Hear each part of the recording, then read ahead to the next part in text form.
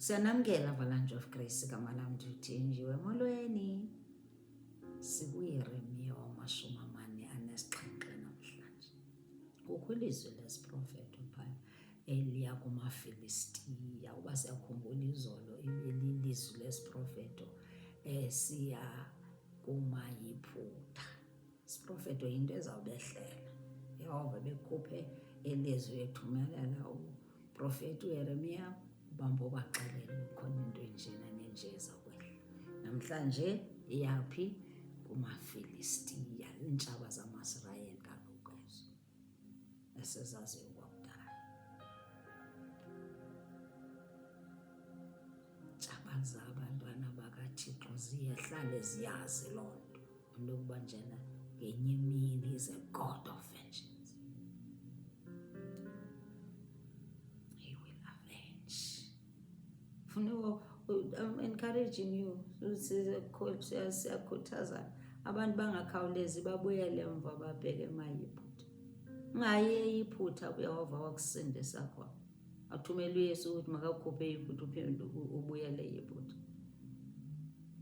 Ungayenzi loo nto leyo kwezi ntsuku siphila kuzo ezimbi kangaka esikhohla. Hlala kuye. Haleluya. Isihloko sithi udaba malunga namaFilistiya. Verse 1. Nali ilizwi likandikhoyo elavakala kumshumayeli uYeremiya mayela nesiFilistiya ngaphambi kokuba ukumkani waseyiphutha ahlasele iGaza. 2. Lisithi utsho undikhoyo ukuthi khangela ukuvumbuluka kwamanzi uzabajabalalisa ngamanzi. Anhleki kodwa nhlekisa indlela athe ayibeka ngayo. Uthi khangela ukuvumbuluka kwamanzi ngasentla atsho abe ngumdolomba. Uyakugubungela umhlaba nako konke okukuwo, izixeko nabemi bazo. Yho, abantu bayakukhala batsho ngesitshwili bonke abemi balapho. iFilistiya into ezabehlela kuzawuba kubi, azabe amanzi azaba ngumdolomba. 3. Ngenxa yesingqi sokuphala kwembalasane zamahashi. Amahashi xa ebaleka, that is sound, laa ngxolo yawo, bazawuyiva laa ngxolo yawo ke. Ngenxa yesingqi sokuphala kwembalasane zamahashi nokugoqoza kweenqwelo zokuxokoza nokuxokozela kwamavili ooyise babashiye enyanyeni abantwana kuba izandla zabo ziwile. Othi kuzoba kubi phaa, yindlela ayichaza ngayo ukuthi kuzawuba kubi xa sewukhala nakugoqoza amavili eenqwelo kubaleka namahashi. Ayangxola athi abazali bazawubaleka, bebaleka befihla iziqo zabo belibele ngabantwana. Izawubamba into, ayizubandla. Asiguqukeni, masamkeleni uYesu Kristu, imeseji yethu lena Afrika nawe South Africa, ukuthi makasukeni kwizithixo ngesikhonza uThixo phila. 4. Kaloku ufikile umhla wokutshatyalaliswa kwawo bonke amaFilistiya nokuphanziswa kwawo onke amasalela anokunceda iTire neSidoni. Uthi nazi aba bazawuncedisa, abanceda abaziitshomi zamaFilistiya nabo. Kaloku undikhoyo uza kuyitshabalalisa iFilistiya, elisalela lababevela kwisiqithi saseGafeturi. 5. IGaza iza kucheba izili, iAshkelon yona ikhwankqiswe. Ibiza zonke ezintshaba, zonke ziyazizintshaba zamaSirayeli. Masalela ndinaseMathafeni, kodwa kube nini na nizicenda nembambazela. 6 hayi bo krelendina likandikho wophezanini na hayi leyo krelendini nyani eli krele likandikhoyo lizawalikrele litshabalalise ebantwini abangafuni umamela. Ayinguwe ke lowo, ayinguwe lowo. Nceda ubuyele uyehova nawuze uqumbe uqalekise kangakanani.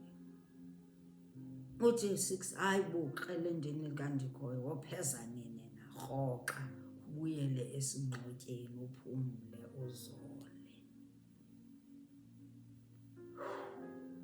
7 kambe ke lingathini ukuphumla elo krele, lingaphumla njani undikhoyo elinike umsebenzi nje.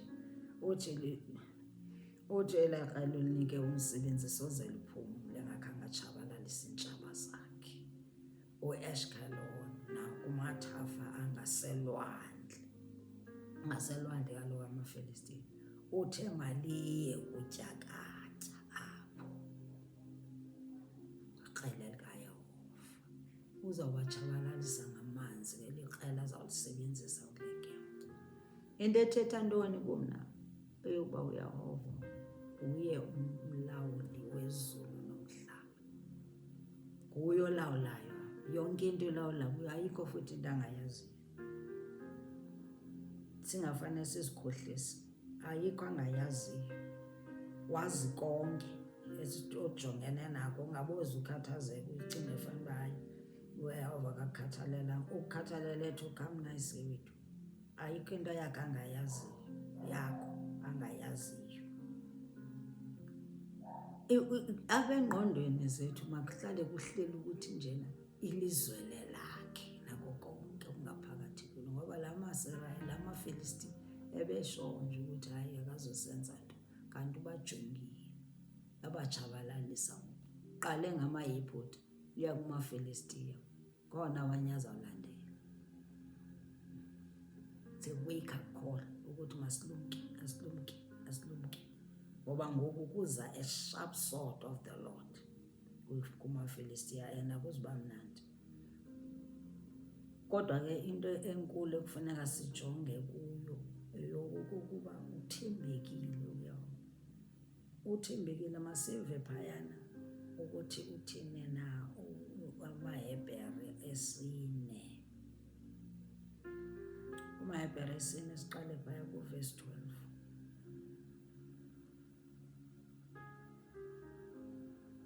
UmaHebhere 4 siqale kuverse 12, siqale kuverse 12 sive ukuthi ilizwi lakhe, ngoba ilizwi lakhe lifinal. Ilizwi lakhe ubuthe into uzayenza uzayenza.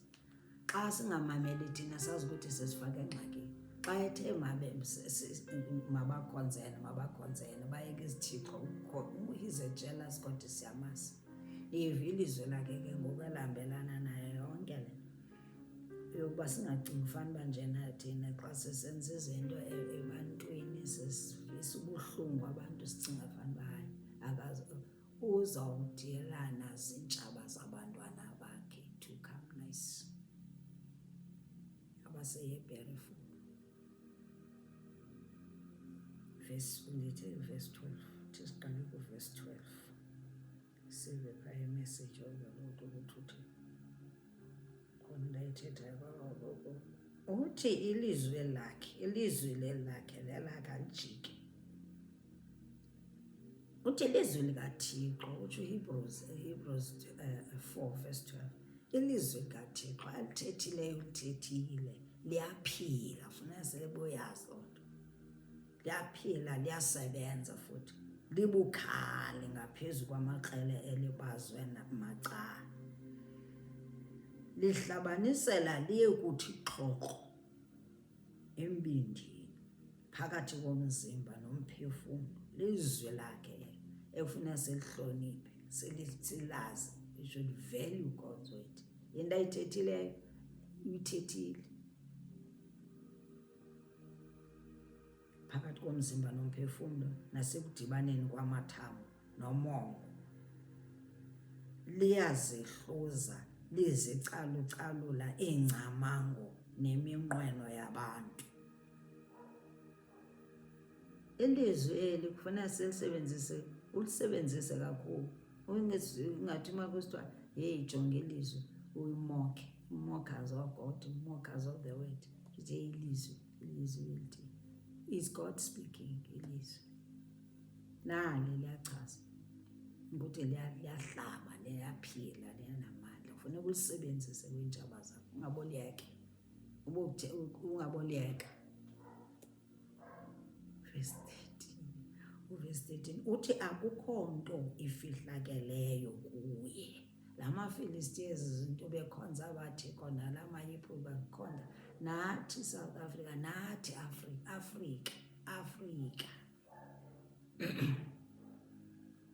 akakho uthixo ngaphezu kwethu Afrika.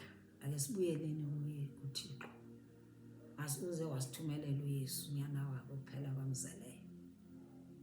Singayenza thina loo nto, zihambise ngonyana bethu, kodwa uthixo uyenzile loo nto. Verse 13 uthi akukho nto ifihlakeleyo kuye, yonke into imize phambi kothixo. Silindelwe ukwenza ingxelo kuye xa sisonke. Ndasithanda sasilo, akukho nto othi akazange ave kakuhle.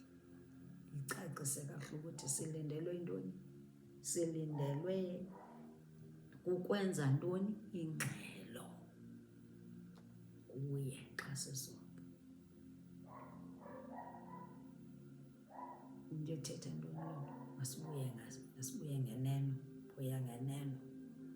Mabuye ngenono, makubekho i-prayer point oyitshoyo, makube khona nje umthandazo omncane uthi Thixo uncede undikhulule kwingqondo yokhonza uThixo babekhonzwa ngookhokho bethu. Ndincede Thixo undikhulule ekukhonzeni uThixo bekhonza umtatam. Lo okutshutshisayo phuma kuye uzokhonza lo uThixo othini ophilayo okudalileyo. Andithi siyakhuthazana njalo. Nanku uthi silindelwe kukwenza ingxelo kuye xa sisonke uThixo. Nanku ngokutshabalalisela amaFilistiya nala mayibhuthe ezantshaba zakhe. Kuzohlangana, kuzawudibana, kuzawulandela amaMowabi. Olandela amaMowabi. Le message ke ithini? Uthi masibuyeleni uThixo. Uncede wamkele uYesu Kristu, uncede wamkele uYesu. Sisuke kothixo abangazusenzela nto, abazukuthatha bakuse ezulwini, baza kuthatha bakuse ezihogweni. Nawuzuya kuyehova xa ukhonza abathixo babekhonzwa zizithixo ezikhonzwa ngookhokho bethu. Itsho le message is a eye-opening message.